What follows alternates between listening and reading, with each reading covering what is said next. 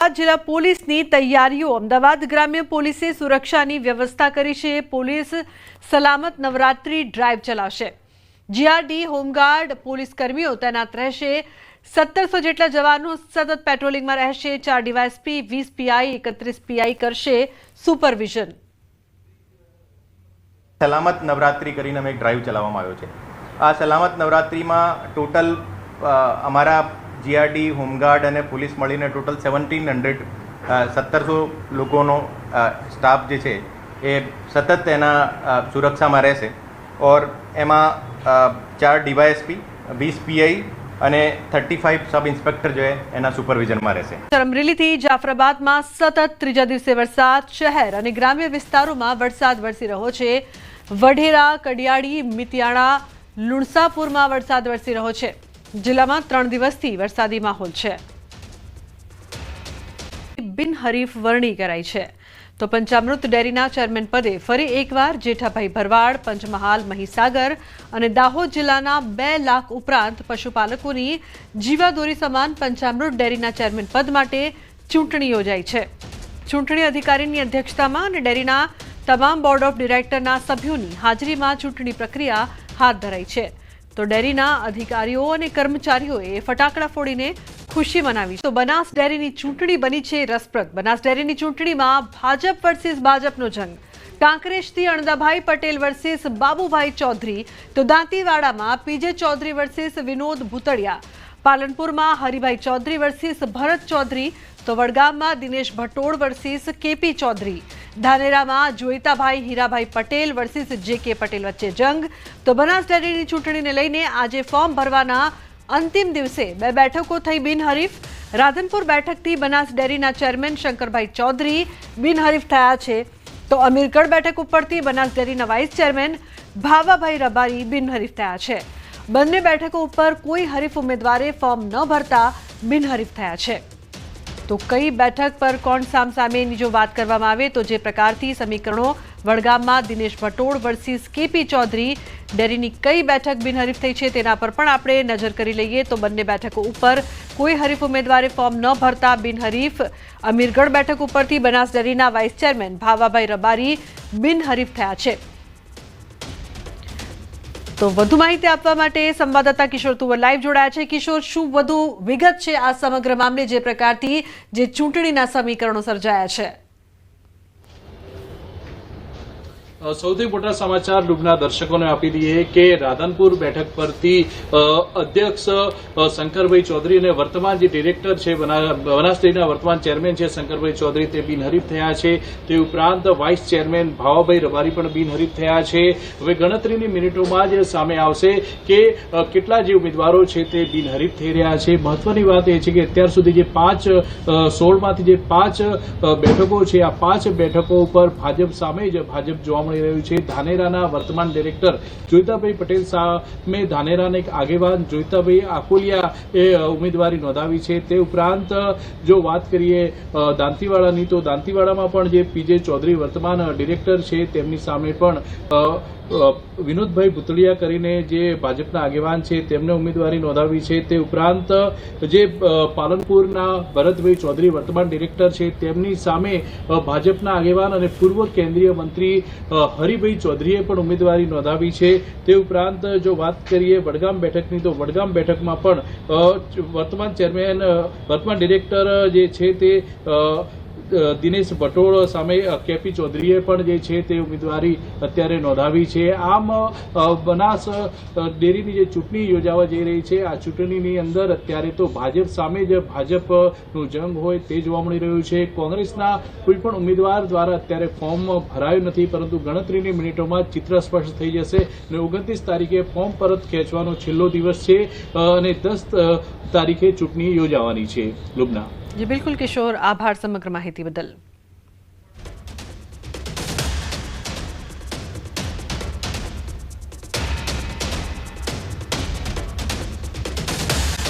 શહેરમાં બિસ્માર રસ્તાના વિરોધમાં યુથ કોંગ્રેસ અને એનએસયુઆઈના કાર્યકર્તાઓએ આમરણાંત ઉપવાસ શરૂ કર્યા છે।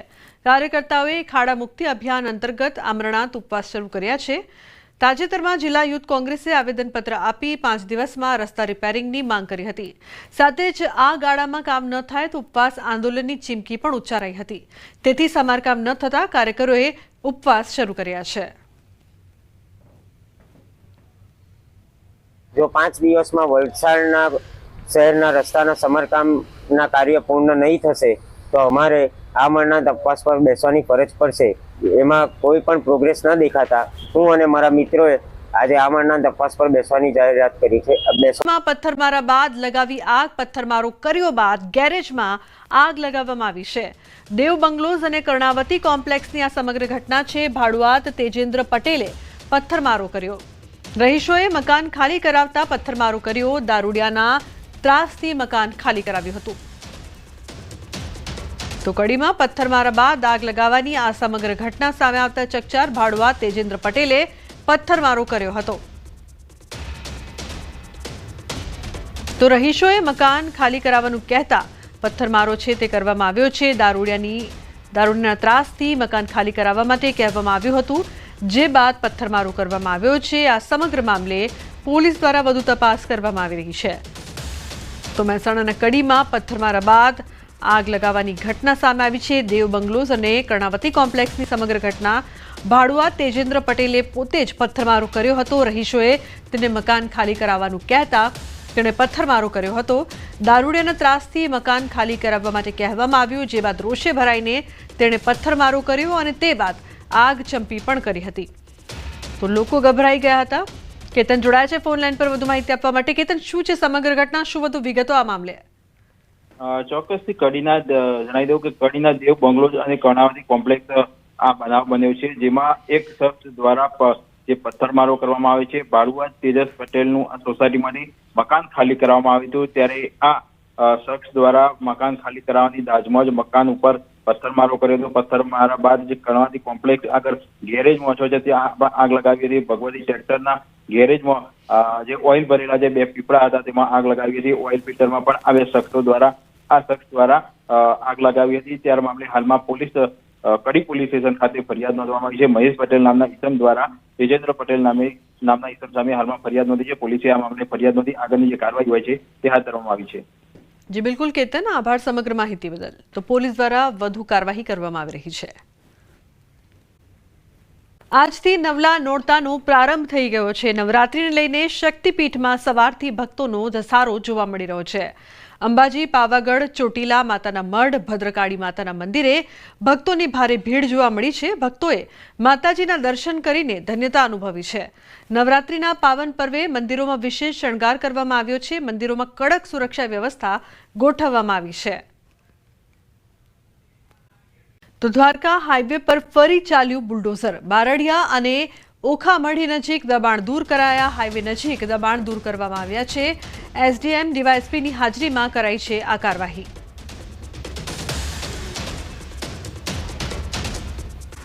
તો પોરબંદરના પેરેડાઇઝ સિનેમાને લઈને ગંભીર આક્ષેપો લાગી રહ્યા છે.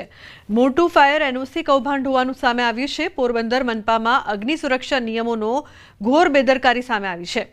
જાગૃત નાગરિકે આરટીઆઈ દ્વારા માહિતી માંગતા ખુલાસો થયો કે પેરેડાઇઝ બિલ્ડિંગને મળેલી ફાયર એનઓસી નકલી હતી. આ બોગસ પ્રમાણપત્ર આપનાર ફાયર ઓફિસર રાજીવ ગોહેલને 2 સપ્ટેમ્બરે સસ્પેન્ડ કરવામાં આવ્યો હતો. જોકે બિલ્ડિંગના માલિક સામે હજુ સુધી કોઈ કાર્યવાહી નથી થઈ. મનપા દ્વારા આ મામલે ઢાંક પીછોડો થતો હોય તેવું લાગી રહ્યું છે. અરજદાર જયસુખ વાડિયાએ કાર્યવાહી અંગે માહિતી માંગી છે, તો શૂન્ય માહિતી લખેલો જવાબ મળ્યો, જે ઘણા સવાલો ઊભા કરી રહ્યું છે. એમાં સહી કરી અને રજૂ કર્યું. એ રજૂ કરનાર સામે, સહી કરનાર સામે અને સરકારી રેકોર્ડની એમાં દુરુપયોગ કર્યો, સિક્કા મારેલા છે. તો કોર્પોરેશનના સિક્કા કઈ રીતે આવી ગયા ફાયરના? એ સિક્કા કોને માર્યા? એ બધું જે અજાણી આરોપી પણ આમાં આવશે અને જેને રજૂ કર્યું હોય એ પણ આમાં આરોપી આવે. કે આજે પેરેડાઇઝ બિલ્ડિંગ જે છે હોલ, બિઝનેસ હોલ તરીકે જે એને મંજૂરી તમે આપેલી છે, તેમની જે લગતી માહિતી જે છે, વાંધાઓ છે, તે વાંધાઓની અરજી મેં કરેલી. એ અરજીઓની અનુસંધાને શું જવાબ આવ્યા છે, શું વાંધા આવ્યા છે, એની પણ મને માહિતી આપો.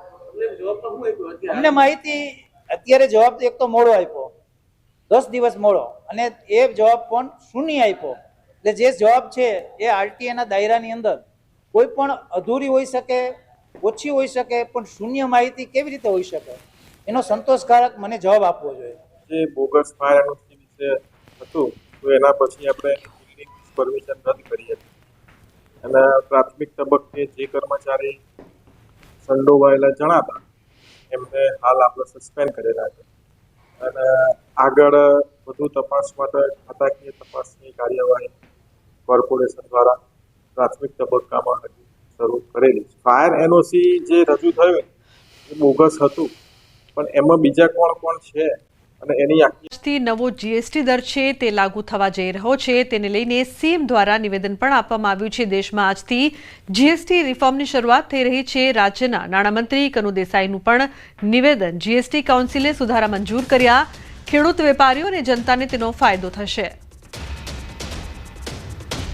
તો રાજ્યના નાણામંત્રી કનુ દેસાઈ દ્વારા આ નિવેદન આપવામાં આવ્યું છે. જીએસટી કાઉન્સિલે સુધારા મંજૂર કર્યા છે, જેના કારણે ખેડૂતોને પણ ફાયદો થશે, વેપારીઓને પણ મોટા પ્રમાણમાં ફાયદો થશે અને સાથે સાથે જનતાને પણ તેનો ફાયદો થશે. તો દરેક જે ચીજ વસ્તુઓ છે તેના પર તેની અસર થશે, તેની કિંમત પર તેની અસર થશે અને જનતાના બજેટને પણ તેની અસર થશે. કાઉન્સિલે આ બધા સુધારાઓ મંજૂર કર્યા અને એનો અમલ આજથી શરૂ થવા જઈ રહ્યો છે. ત્યારે સામાન્ય માણસોનો ઇન્સ્યોરન્સ પ્રીમિયમ હોય, હેલ્થ પ્રીમિયમ હોય કે ખેડૂતોના ટ્રેક્ટર હોય, ઓજારો હોય, તેમજ ખાદ્ય સામગ્રીની સામાન્ય વસ્તુ હોય, તે બધા ઉપર રેટ ઘટાડવામાં આવ્યા છે. ક્યાં બચત માટે, લોકોની બચત માટે, લોકોના પૈસા કેવી રીતે બચે એના માટે નેક્સ્ટ જનરેશન જીએસટી રિફોર્મ્સ કર્યું છે. એટલે બચત અવસર તરીકે આજથી શરૂ થાય છે આપણા ત્યાં આગળ કે દરેક જણને, દરેક વેપારી પોતે આ જીએસટીનો લાભ છે ગ્રાહક સુધી મોકલે એના માટેનો પણ આગ્રહ કર્યો છે. રાજ્યના નાગરિકોની સ્વાસ્થ્ય સેવામાં 108 સતત સક્રિય છે, જે હાલ કુલ 913 કાર્યરત છે. સાથે હોસ્પિટલોની ઇન્ટિગ્રેટ કરેલી એમ્બ્યુલન્સ મળીને કુલ 1455 એમ્બ્યુલન્સ સેવામાં સક્રિય છે. ત્યારે આજે સીએમ ભૂપેન્દ્ર પટેલ અને ઋષિકેશ પટેલે 94 જેટલી નવી 108 એમ્બ્યુલન્સને ફ્લેગ ઓફ કરી છે.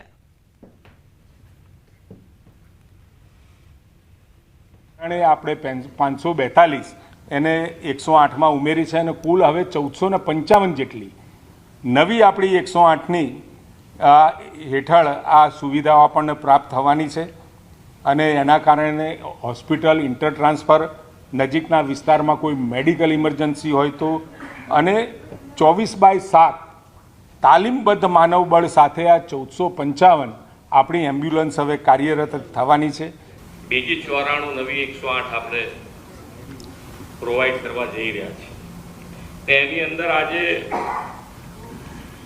જે એમ્બ્યુલન્સ નવી આપણે મૂકી રહ્યા છે એમાં આધુનિક મેડિકલ સાધનો, દવાઓ, વેન્ટિલેટર મશીન અને સાથે સાથે ટેકનોલોજી ઇન્ટિગ્રેટ કરી છે. તો સાથે જ સરકારી અધિકારી તેમજ કર્મચારી અને તેમના પરિવાર માટે ગુજરાત કર્મયોગી સ્વાસ્થ્ય સુરક્ષા યોજનાનો પ્રારંભ કરાવ્યો છે.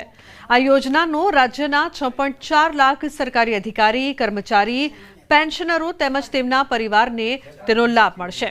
આ યોજના માટે રાજ્ય સરકારને વાર્ષિક 303.5 કરોડનો ખર્ચ પણ થશે તેવું પણ જણાવ્યું છે.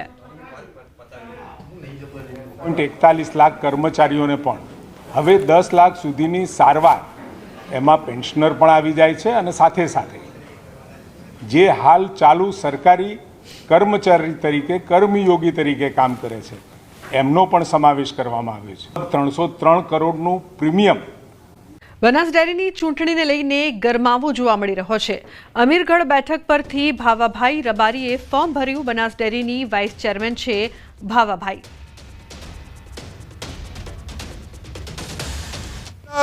ચેરમેન સાહેબ શંકરભાઈ ચૌધરી એમના નેજા નીચે અમે બધા કામ કરશું અને બધા જિલ્લાનું સારું ભવિષ્ય પોતે અમન દેખાઈ રહ્યું એમના ભેગા અમે હા. એર ઇન્ડિયા પ્લેન ક્રેશ મામલે સુપ્રીમ કોર્ટની મહત્વની ટિપ્પણી. ફક્ત પાયલટની ભૂલ કહેવી એ દુર્ભાગ્યપૂર્ણ. પાયલટને ફ્યુલ બંધ કરવા અને ક્રેશ મામલે જવાબદાર ગણાવતા વિદેશી મીડિયાના રિપોર્ટ પર સુપ્રીમ કોર્ટે આપત્તિ દર્શાવી છે. તો A1171 વિમાન દુર્ઘટના મામલે દાખલ થયેલી અરજી પર સુપ્રીમ કોર્ટમાં સુનાવણી થઈ, જેમાં સ્વતંત્ર તપાસની માંગ પર સુપ્રીમ કોર્ટે કેન્દ્ર સરકાર અને DGCAથી જવાબ માંગ્યો છે. तो संवाददाता शंकर आनंद जोड़ाया है फोन लाइन पर વધુ માહિતી આપવા માટે. शंकर, जिस तरीके से सुप्रीम कोर्ट द्वारा जो बात की गई है कि सिर्फ पायलट की गलती बताना बहुत ही दुर्भाग्यपूर्ण है, क्या ज्यादा जानकारी इस मामले में? निश्चित तौर पे देखिए, जिस तरह से अहमदाबाद में 12 जून को जो एयर इंडिया का विमान हादसा हुआ था और इस मामले को लेकर जिस तरह से कई अटकलें भी हुई, हालांकि जिस तरह से ये हादसा एक बहुत बड़ा हादसा था, तो इस मामले को लेकर जिस तरह से तमाम अटकलें चल रही हैं या बहुत सारी ऐसी बातें सोशल मीडिया के माध्यम से चल रही हैं, तो इस मामले में सुप्रीम कोर्ट ने आज सुनवाई के दौरान में कहा कि प्रारंभिक जांच रिपोर्ट जो है इसमें दुर्घटना के लिए पायलट की गलती को जिम्मेवार ठहराना वाला जो शब्द है जो ये दुर्भाग्यपूर्ण कहा जाएगा और ऐसा नहीं होना चाहिए. और इस मामले में भी हालांकि देखिए इन्वेस्टिगेशन अभी चल ही रहा है, तो एक तरह से कह सकते हैं कि इन तमाम मामलों की गंभीरता को देखते हुए DGCA और विमान दुर्घटना निरीक्षण ब्यूरो और इसके साथ साथ केंद्र सरकार को आज नोटिस जारी किया गया है सुप्रीम कोर्ट से और इस मामले पर आगे की रिपोर्ट मांगी गई है, आगे इस मामले पर जवाब मांगा गया है.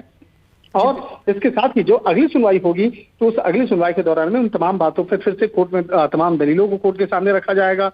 और जिस तरह से अगर बात करें DGCA की बात करें, उसकी जो फंडिंग रिपोर्ट, विमान दुर्घटना निरीक्षण ब्यूरो का जो फंडिंग रिपोर्ट और इसके साथ साथ इस मामले में जो अलग अलग एजेंसियां जो काम कर रही थी, जो इस मामले की जांच पड़ताल में जुटी थी, तो उसका जो एक रिपोर्ट है वो अगले सुनवाई के दौरान में रखा जाएगा.